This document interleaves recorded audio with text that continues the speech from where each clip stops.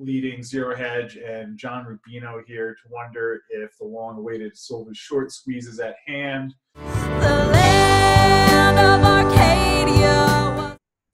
Well, hello there, my friends. Chris Marcus here with you on behalf of Arcadia Economics on Thursday, April 19th for this week's weekly market wrap-up. Some interesting changes and trends in the markets this week. Finally, a little movement in the right direction, which is what we will dig into today, because as always, the dollar developments continue on. Certainly fascinating times we live in. And story number one, interesting one over on Zero Hedge, saying it's not China that's dumping treasuries. And actually, at least according to the data that I've seen, which matches what we see in this chart here, that while China has speculated walking away from the auction, it does not appear as if we see data of that happening in substantial form yet, although it is worth noting that also their holdings have not increased. Yet here we see Japan has been lowering its treasury holdings, Russia as well lowering its treasury holdings. Not entirely surprising, and certainly anyone who's out there holding treasuries, given that the supply is just getting piled on faster than ever. So anyone who's holding them might be well served to follow what Japan and Russia are doing. Now, in terms of China, who is the largest foreign holder of treasuries, well, so far the data shows that they have not sold off. Continues to be speculation that, all right, well, the Trump and the White House and Steve Mnuchin are starting trade wars against their largest creditor. The latest story was that they're getting back into that mindset of talking about accusing China of being a currency manipulator, which is true and ridiculous all at the same time. The unfortunate reality is that all of these governments and central banks manipulate their currency, but none more than the Federal Reserve that's piled it on over the last decade.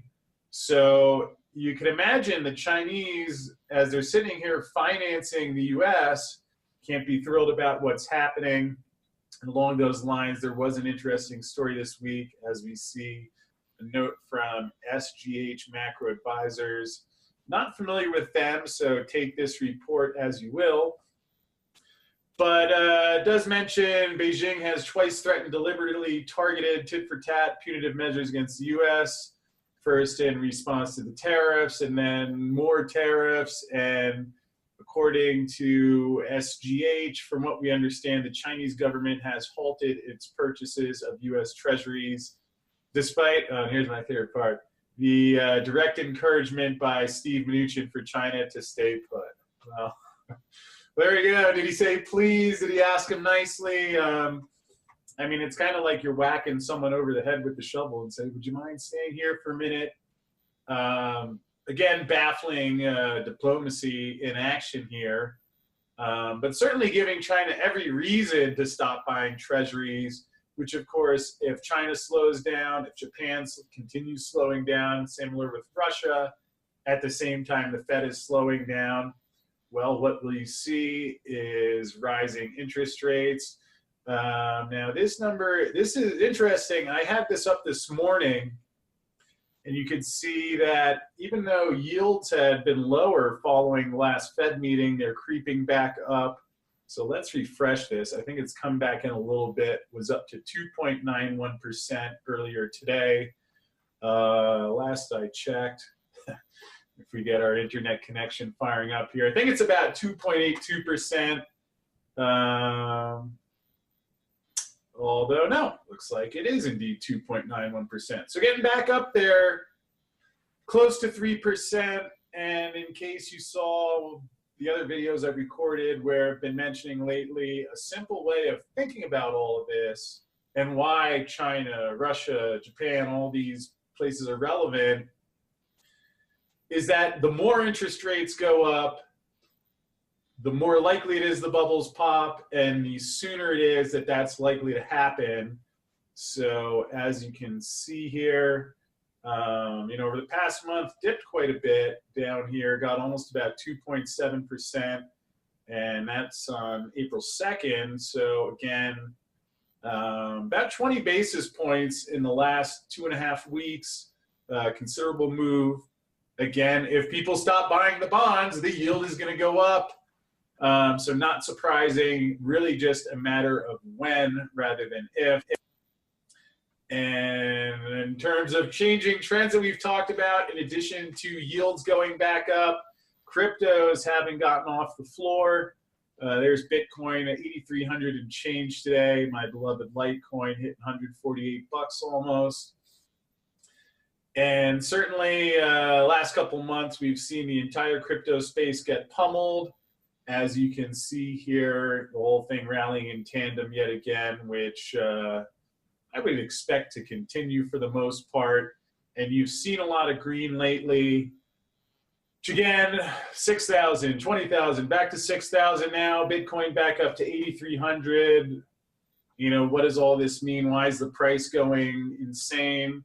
Primarily because it's a small market. You see total market cap is up to 364 billion today. So there's a lot of ability for a large order or trades to move the market, which sometimes will be actually reflective of developments in the underlying asset.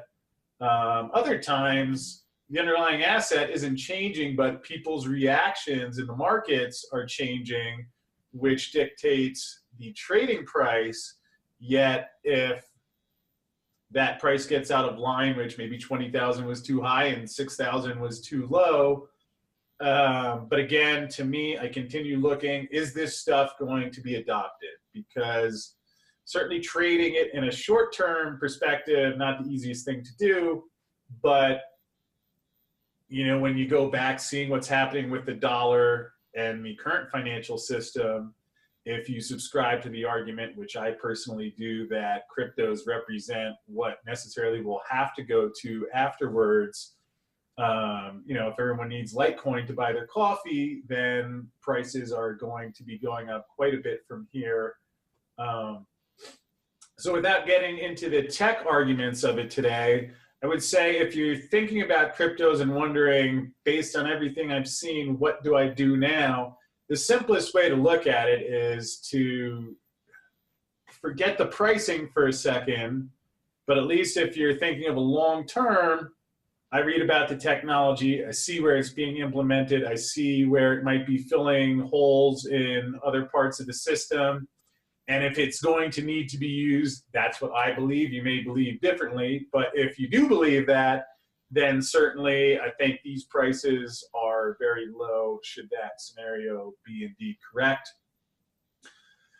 And of course, lastly, but by all means not least importantly, we actually saw some action in the silver market. God forbid the prices actually went up. Silver's up about 45 cents the other day.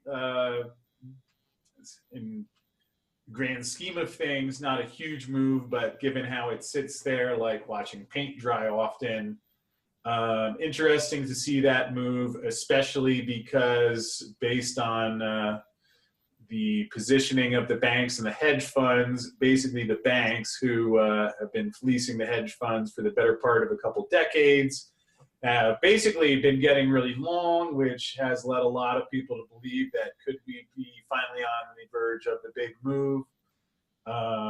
We'll see, but we did have silver go up a little bit today, leading Zero Hedge and John Rubino here to wonder if the long-awaited silver short squeeze is at hand. I sure hope so. I don't know if this particular move is enough to say that we're there, but certainly all the conditions are in place, and certainly this is the type of move you would see leading up to that, so we'll keep an eye on that. Certainly if you're thinking about buying gold and silver, to me, I'm an advocate of doing it now rather than later, because there's a real skew to the trade in that both of the metals are trading essentially pretty close to what it costs to get them out of the ground. So it's limited how much lower it can go versus really an uncapped upside if you should have a short squeeze. So by all means, if you're waiting, be careful because you might wait too long. That's the nature of how this market has developed. Could happen at any time. And so with that said, you can see here is the silver price. You can see that big move up in the red line was yesterday's trading action. Pretty flat today. And one last note of interest, again, just in case you're wondering why am I always talking about gold and silver, just trying to follow what the real trends are behind the scenes. And along those lines, interesting. Here's the Turkish president saying, I made a suggestion at the G20 meeting asking why do we make all loans in dollars? Let's use another currency. I suggest that loans should be made based on gold. With the dollar, the world is always under exchange rate pressure. We should save states and nations from this exchange rate pressure. Gold has never been a tool of oppression throughout history.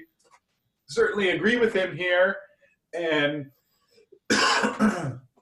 again, whether I agree, perhaps largely irrelevant, although when you see China buying gold, when you see Russia buying gold, when you see India continuing to buy gold, but more so when you see why they're doing it, and these are some pointed comments certainly here. I mean, it's not just, saying, oh, well, we think it's a little undervalued. I mean, again, Iran banning the use of dollars in trade. And here, the Turkish president basically saying, let's take a step away from the dollar. So you can see what's coming. And I prefer staying on this side of the trade rather than holding treasuries and dollars and hoping that Steve Mnuchin's going to pull a rabbit out of a hat and somehow solve the world's problems by antagonizing his largest creditor with a trade and currency war. So based on that, cryptos and metals still seem good to me for a long term. Let me know what you think. Leave your comments below. Any questions you have. Hit that thumbs up button to boost our channel a little bit. And with that said, I'm taking Friday off tomorrow. That's why we did this video a day earlier. So I'm going to wish you all a happy weekend right now, and I will see you again next week. Thanks, as always, for watching.